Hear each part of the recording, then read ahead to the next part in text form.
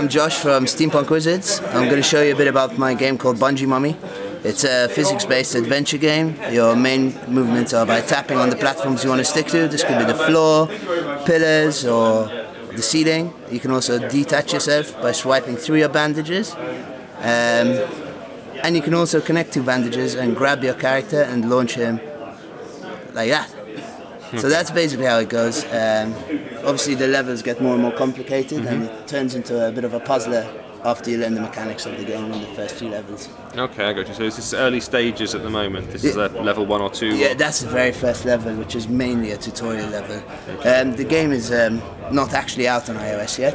Okay. This is a test flight build we're showing you. Right. But we have a soft launched on Android, so it's downloadable from there. So just to let the people at home know what you're doing, every place you touch on the screen, that rubber band is kind of shooting out. That's and exactly itself. right. Yeah, you're a king mummy head called King Pharaoh. Okay. And every time you touch the screen, it launches a bandage which happens to stick to the platform. I got you. It's pretty dynamic. The green thing, people ask what's that following me. He's a bat called Nadu.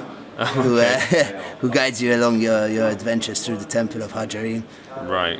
What's quite cool about it is there's different ways you can play. You can launch yourself around, or you can be cautious and slide around. Some platforms fall off if you ever stick to them. So yeah, we're still polishing a bit of the gameplay on iOS. It's a lot more fluid on Android at the moment. I got you. So only 2 anchor points can be active at any one time. That's right. That's right. 2 anchor points at one time, unless you are engaging with a third-party item like a box or a boulder, which you pull to drag around and activate different switches. Okay. So I can show you a bit more of a complicated level where this happens. So you put it somewhere in between like a physics platformer and a puzzler, I guess. That's exactly right, yeah.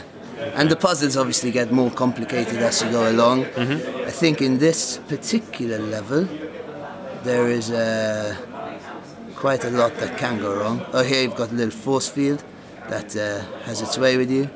Oh, I see. See that? And you've also got little bad guys that try and stop you from escaping your temple. Like that nasty little scorpion there, which I'll just pow. You can attack him with those. Yeah, those well. bandages are your attacking tools. Also, of course, we've got our in-app purchases, which at the moment our audience have mostly spent. But there's a stun bandage I can use, which will stun this little snake. Okay. And there you go. You can now drag him around and drop him wherever you want to, but you don't want to stay too close to him. Yeah. So that's basically how it's played. So it's soft launched on Android at the moment, and it's going to be coming to iOS when roughly, do you know? Look, if all goes to plan, we'll polish up and get out there within about 2 weeks. That's the plan anyway. Okay. But yeah, it's out on iOS, on Android, because obviously on Android you can update it much quicker than on iOS. Gotcha. But yeah, it's been a really adventure. It's our first game as Steampunk Wizards, so we're very excited about it.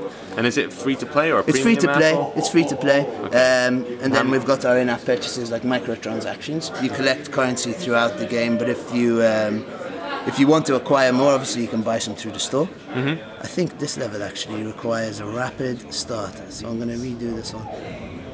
I think a lot of it depends on speed. So there you go, I've connected to these.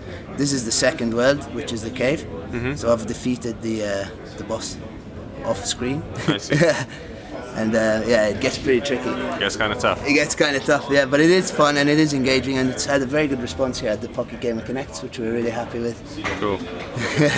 So just to confirm, you're hoping to see it out on iOS roughly? By the end of January. End of January. End of January is our plan.